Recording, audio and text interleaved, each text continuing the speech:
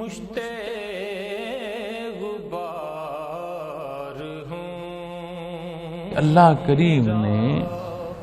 رضا کے بعد اپنے قرب کے حصے بھی اور وہ در اور دروازے بھی کھول دیے ہیں۔ اب اس طرف کون جانا چاہتا ہے، کون بڑھنا چاہتا ہے؟ وہ مسبب الاسباب یہ سبب بھی عطا فرما رہا ہے۔ کنت کنزا مخفیا، وہ ایسا خزانہ، ایسی ذات جسے کوئی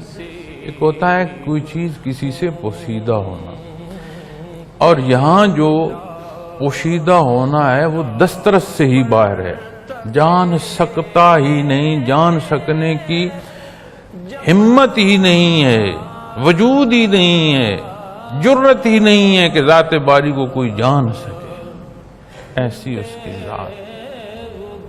فَأَحْبَبْتُ أَنْ أَعْرَفَ، اس نے چاہا کہ کوئی ایسا جسے وہ تعارف بھی نصیب ہو جو اس کی ذات کا ہے، کوئی ایسا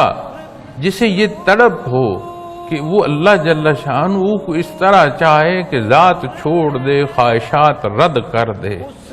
مقدم اس کی ذات ہو اور وہ پابند بھی نہ ہو، اپنی چاہت سے ہو، مکلف ہو، پابند نہ ہو،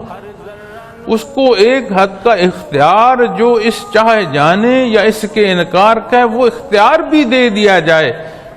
اسے سمجھ اور بوجھ دی جائے، اس کے تعلق معلّہ کے لیے شناسائی کے در کھول دیے جائیں، لیکن پابند نہ ہو، اور پھر وہ اس کو چاہے۔ فَخَلَقْتُ الْخَلْقَ، تو میں نے مخلوق پیدا کی، او کما قال محمد الرسول اللہ صلی اللہ علیہ وسلم۔ اب یہاں اس پہلو کو دیکھیں ہم، انسانوں کی محبت میں اس درجے تک، اس کیفیت میں، یا یہ کیفیت اس حال کو ہمیں پہنچا دیتی ہے کہ ہم اپنی جان جو ہے وہ دینا چاہ رہے ہیں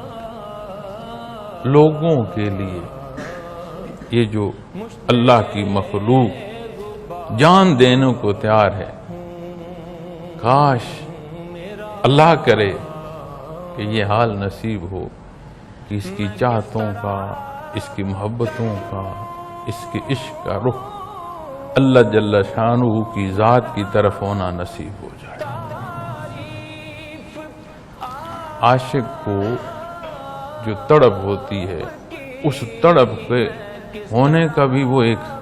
الگ کیفیت اور حال اور ذائقہ بیان کرتا ہے تکلیف میں، اس تکلیف کے ہونے کو بھی اپنی خوشبختی سمجھ رہا ہوتا ہے، حقیقت میں چاہے وہ فانی حصوں کو چاہ کر بدبختی سہیڑ رہا ہو، لیکن وہ کیسا خوشبخت ہوگا اس فانی جہان میں اسے وہ محبت، وہ عشق نصیب ہو جو حقیقی ہے، اور وہ حصہ نصیب ہو جو اس کی رضا سے اور بڑے آگے بڑھتا ہوا اس کی عطا سے، اس کے قرب کے پہلوؤں سے آشنا کرتا چلا جائے۔